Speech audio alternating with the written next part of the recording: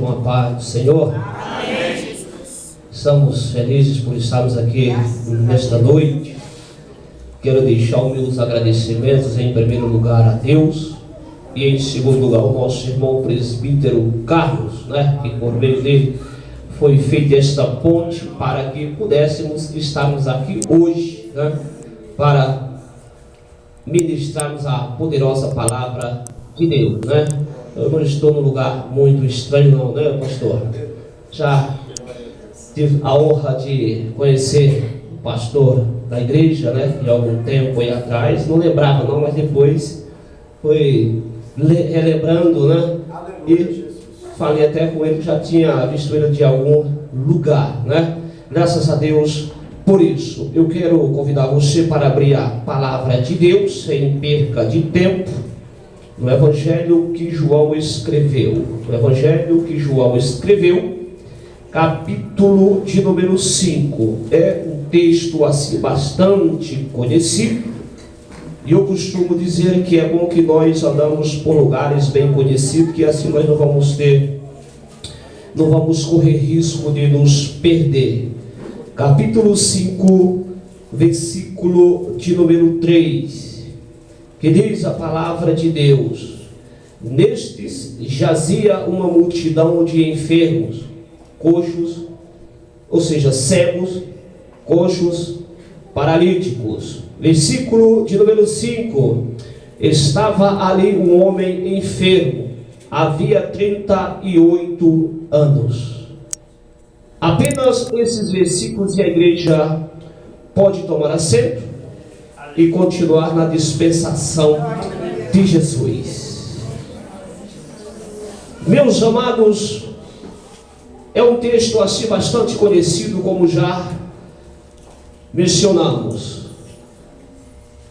Alguns conhecem até de cor, mas eu tenho certeza que o Espírito de Deus tem uma palavra para o meu e o teu coração nesta noite. Veja que o texto diz que havia uma festa chamada de festa dos judeus.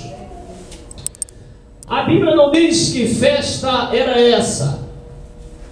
Há umas certas especulações a respeito de que festa seria essa. Alguns chegam a dizer que seria a festa de Purim. Outros defendem a ideia que seria a festa dos tabernáculos, como outros chegam a dizer que seria a festa da Páscoa. A Bíblia não diz que festa era essa. A Bíblia apenas registra o seguinte, que era a festa dos judeus.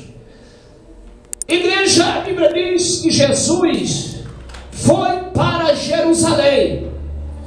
E Jesus indo para esta festa também, a Bíblia diz que Jesus passava em um determinado lugar, chamado de Porta das Ovelhas.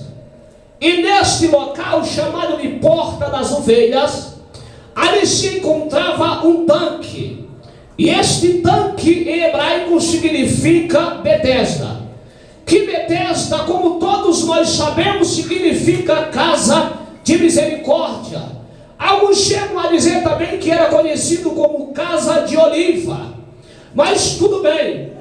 E a Bíblia Sagrada diz que este tanque ele tinha 5 alpendres. Esses alpendres foram construídos para que os paralíticos ali ficavam obrigados. Eles se obrigavam ali. Eles ficavam ali. E veja, esse tanque, eu nem gosto muito de pregar sobre esse tanque, porque neste tanque, não se assuste com algumas coisas que eu vou falar aqui, não vou usar muito a questão teológica, mas algumas coisas é necessário para que nós possamos entender, para nós entendermos aquilo aonde eu quero chegar, aquilo que Deus tem colocado em nosso coração.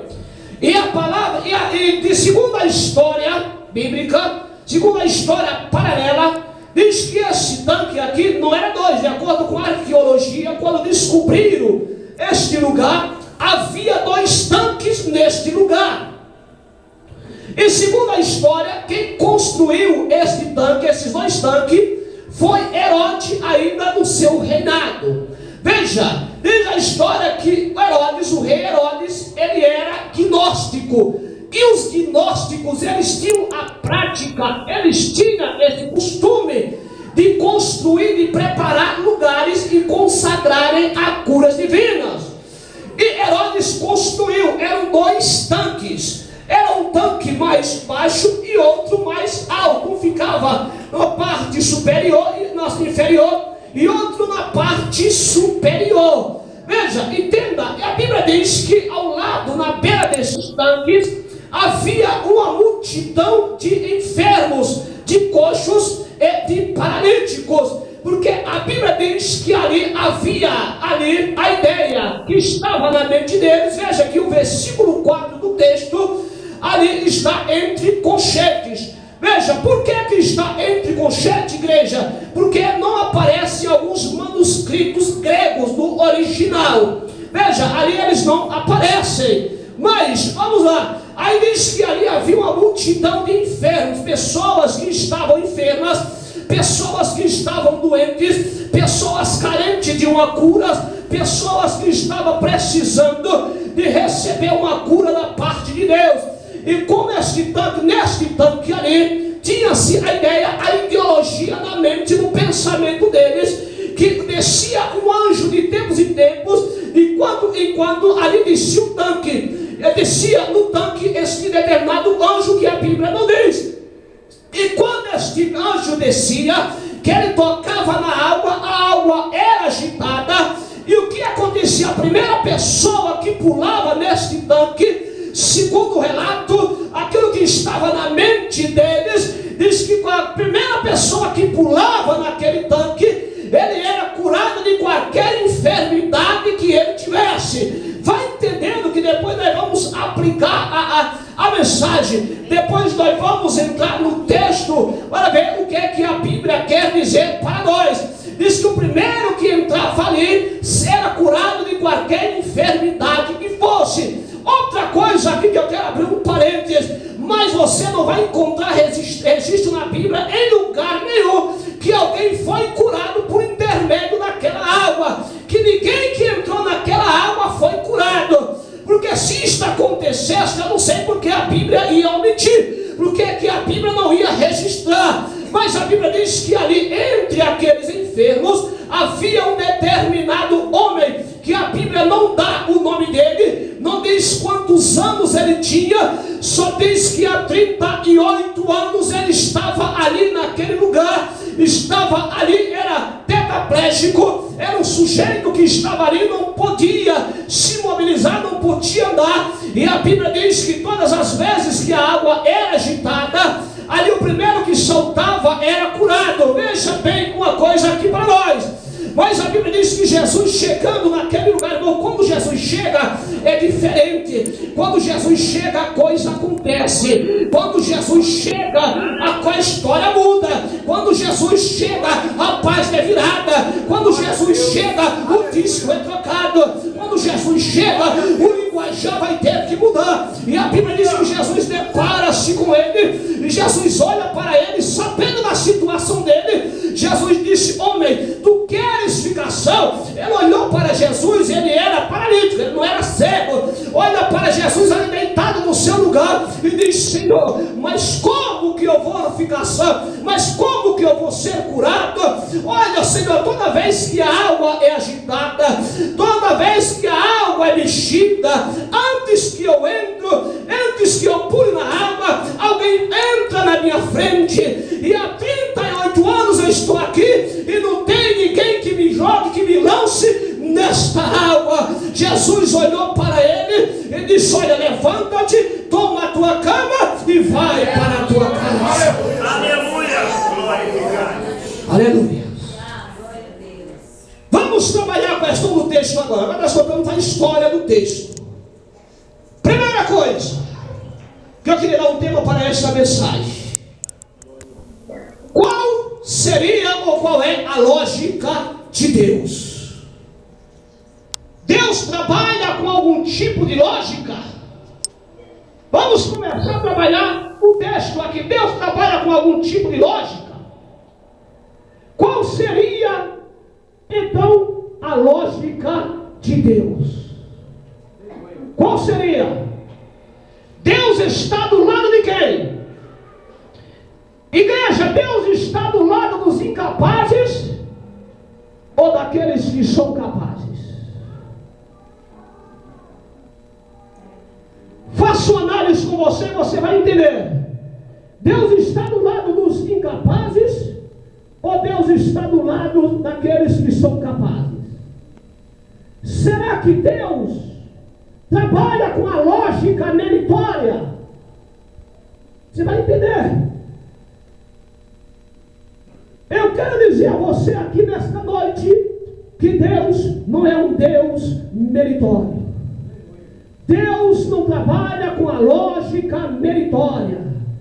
Deus, uma lógica meritória, é aquela lógica que só favorece os capazes, só favorece os mais fortes. A lógica meritória é aquela lógica que só favorece aqueles que conseguem, que podem contribuir com alguma coisa. E era isso que acontecia na beira daquele tanque. Só os capazes, só aqueles que poderiam se mover, só aqueles que poderiam andar, só aqueles que poderiam se locomover, aqueles que pulavam na água, eles receberiam a cura de acordo com a ideia deles. Mas Deus não trabalha com essa lógica. Aquele tanque favorecia os capazes, aqueles que podiam. Se ele podia se levantar, pular na água, soltar na água, ele era curado. Mas aqueles que não podiam, continuavam ali, eles permaneciam ali, eles morriam ali, eles não tinham como receber a cura. Mas nessa noite eu quero dizer a você que Deus não é um Deus meritório. Deus não trabalha com a lógica meritória. Deus não está interessado nos capazes, Deus está interessado nos incapazes, naqueles que não podem contribuir com nada. É esse que a Bíblia diz que Deus está em busca deles. E nesta noite, se você está na condição daquele homem, não estou dizendo paralítico fisicamente não, literalmente não, mas eu estou dizendo, se você está sofrendo alguma deficiência na sua vida, não sei qual seja essa deficiência, pode saber de uma coisa: se você já tem recorrido ao médico, se você tem buscado da parte do homem, você não tem conseguido, você tem falado, não, eu não consigo, eu sou incapaz. Pode ter certeza de uma coisa, que o Espírito de Deus nesta noite, ele está em busca de você, ele está do seu lado, e ele quer compartilhar a sua dor, ele quer tomar a sua situação nas suas mãos e dizer: deixa comigo, que o quadro vai mudar, porque eu sou Deus dos incapazes. Aleluia. Glória a Deus. Bendito é o teu nome, Jesus. Essa é a lógica humana. Se você pode contribuir, se você pode fazer alguma coisa, você vai conseguir. Se você pode se mover, você vai conseguir. O nosso Deus é um Deus que se compadece dos incapazes. Ele disse: Senhor, eu não posso. Não tem homem algum que, quando a água é agitada, me lance na água. Era um sujeito incapaz. Ele não podia, ele não tinha possibilidade nenhuma dele contribuir com nada para receber a cura por intermédio daquele tanque. Aquela água, quando o anjo tocava, ela se tornava uma água milagrosa, mas só podia receber a cura, receber a sua vitória, se ele pudesse se lançar na água. Mas nesta noite eu quero dizer uma coisa para você: você não precisa se lançar na água, mas você precisa nesta noite se lançar nos braços de Jesus Cristo, porque ele tem uma